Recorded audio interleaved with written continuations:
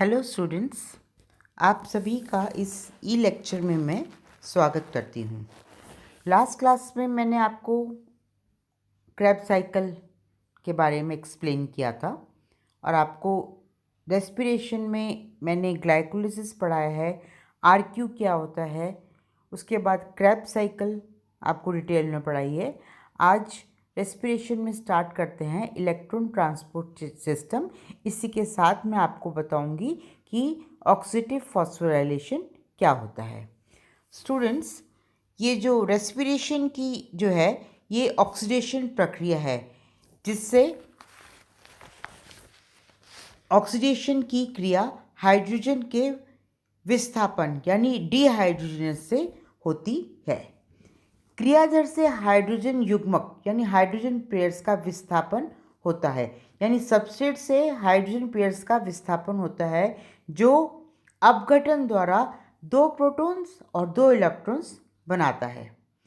Pyruvic, आपको मालूम है पायरुविक एसिड के ऑक्सीडेशन में क्रैब साइकिल में 4+1 ऑक्सीडेशन के 5 स्टेप आते हैं।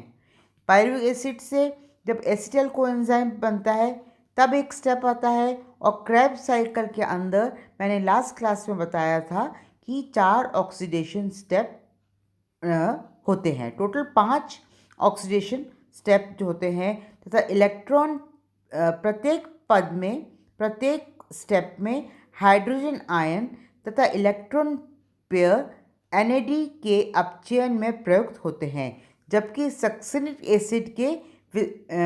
सक्सेनिक एसिड से विस्थापित पेयर FAD द्वारा ग्रहण कर लिया जाता है। तो ये जो NADH2 तथा FADH2 अणुओं का ऑक्सीडेशन होता है और जल का निर्माण होता है, किसमें? Electron transport system.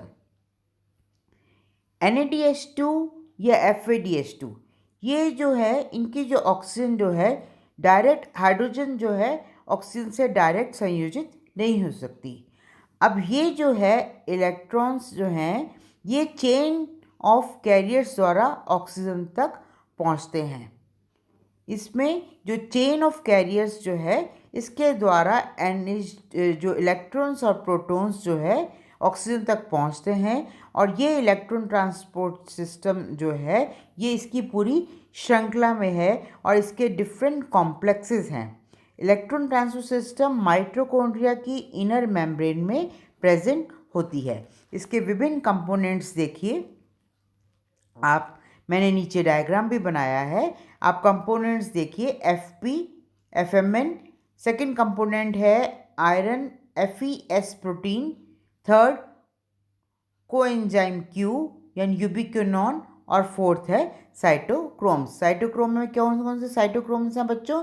Cytochrome B, cytochrome C, cytochrome C1, cytochrome A और साइटोक्रोम A3।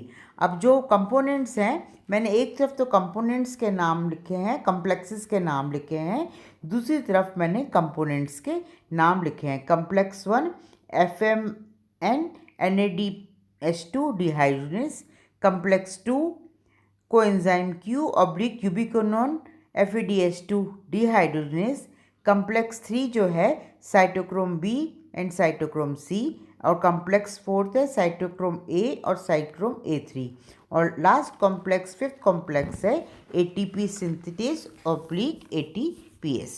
स्टूडेंट्स, यहाँ मैंने ये देखो आपको सिंपल इलेक्ट्रॉन ट्रांसफर चेन जो है आपके लिए इधर आपको डायग्राम दिखाया है। अब आप देखिए इसमें ये पूरे इलेक्ट्रॉन ट्रांसपोर्ट सिस्टम है, इसके अंदर विभिन्न कॉम्प्लेक्सेस हैं।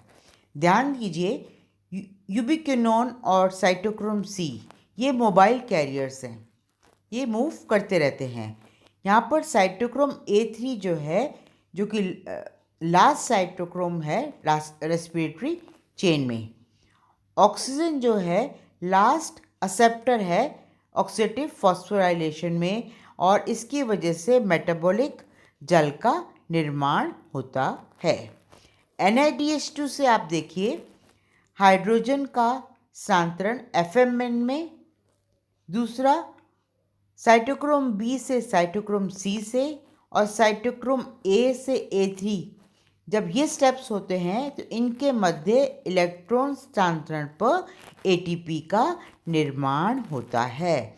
तो ये स्टेप मैंने बताए, देखिए आप ध्यान से, NADH2 से FMN, साइटोक्रोम बी से साइटोक्रोम सी और साइटोक्रोम ए से साइटोक्रोम A3 के मध्य इलेक्ट्रॉन स्थानांतरण पर एटीपी का निर्माण होता है। यहाँ एक चीज़ और ध्यान रखिए कि 1 NADPH2 is equal to 3 ATP और 1 FADH2 जो है वो 2 ATP के इक्विवेलेंट है। तो ये है इलेक्ट्रॉन ट्रांसपोर्ट सिस्टम। इसके अंदर विभिन्न कम्प्लेक्स दिखाए हैं और कैसे इलेक्ट्रॉन्स जो हैं वो ट्रैवल करते हैं और कैसे जल का निर्माण होता है।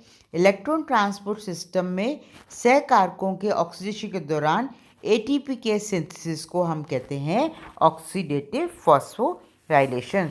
तो स्टूडेंट्स, ये जो ऑक्सीडेटिव फॉस्फोराइलेशन जो है इसके बारे में शॉर्ट नोट आता है। मैं आपको कहना चाहूँगी कि जो फॉस्फोराइलेशन होता है 3 तरीके से का होता है। पहला जो है जिसे मैं कहूँगी फोटो फॉस्फोराइलेशन। फॉस्फोराइलेशन मतलब रिलीज ऑफ एटीपी, एटीपी का निर्माण होना। कैसे?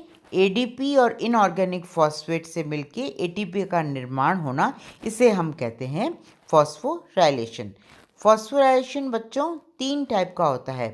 फर्स्ट आप देखिए फोटो फॉस्फोराइलेशन। फोटो मतलब लाइट, प्रकाश की उपस्थिति में एटीपी के निर्माण को हम कहते हैं फोटो फॉस्फोराइलेशन, जो कि प्रकाश संश्लेषण के दौरान हमने देखा था। दूसरा है अभी जो पढ़ रहे हैं ऑक्सीडेटिव फॉस्फोराइलेशन। जब एटीपी का निर्माण इलेक्ट्रॉन ट्रांसपोर्ट चेन से संबंधित हो उसे हम कहते हैं ऑक्सीडेटिव फॉस्फोराइलेशन। ईटीएस में मैंने बताया, ईटीएस में सहकारों के ऑक्सीडेशन के दौरान एटीपी के सिंथेसिस को हम कहते हैं ऑक्सीडेटिव फॉस्फोराइलेशन। तीसरा टाइप का फॉस्फोराइलेशन को हम कहते हैं सबस्ट्रेट लेवल फॉस्फोराइलेशन। जब एटीपी का निर्माण डायरेक्ट सबस्ट्रेट से होता है। आप देखोगे काफ़ी ऐसे रिएक्शंस हैं जहाँ डायरेक्ट एटीपी का निर्माण हुआ है, उसे हम कहते हैं एटीपी का निर्माण डायरेक्ट सबस्ट्रेट से जब होता है उसे हम कहते हैं सबस्ट्रेट लेवल फॉस्फोराइलेशन। तो एग्ज़ाम में कितनी बार बच्चों ये डिफरेंस आ जाता है, difference between substrate level phosphorylation, oxidative phosphorylation and photo phosphorylation. इसे आप ध्यान से पढ़िएगा और आप लोगों को कोई भी प्रॉब्लम हो आप एनी टाइम कॉलेज आके या फ़ोन पे पूछ सकते हैं। Thank you.